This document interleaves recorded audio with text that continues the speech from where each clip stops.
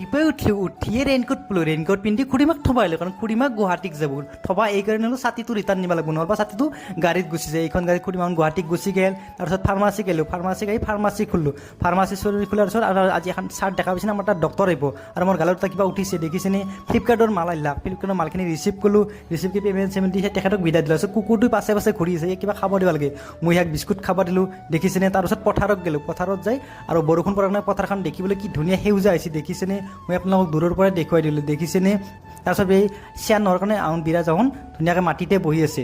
আৰু লেবক গ'লোঁ লেবত যে মোৰ টেষ্ট আছিল টেষ্টখিনি দি আহিলোঁ তাৰপিছত বাবাৰ ঘৰত গ'লোঁ বাবাৰ ঘৰত যাই ধুনীয়াকৈ ক্লাছ কৰিলোঁ আমি সকলো ভাই ভনীয়ে আমি লগ হৈ ক্লাছ কৰিলোঁ ধুনীয়াকৈ ক্লাছ কৰি উঠি আমি সকলোৱে ভজন কৰিলোঁ ধুনীয়াকৈ আমি সকলো ভাই ভনী লগ লাগি ভজন কৰিলোঁ ভজন কৰি উঠি আমাৰ ঘৰত এটা আলহী আহিছিল সি বোলে চাওমিন খায় সিয়াক চাওমিন আনিলোঁ দেখিছেনে সি কি সুন্দৰকৈ চাওমিন খাই আছে এইটোৱে মিনি ব্লগ থেংক ইউ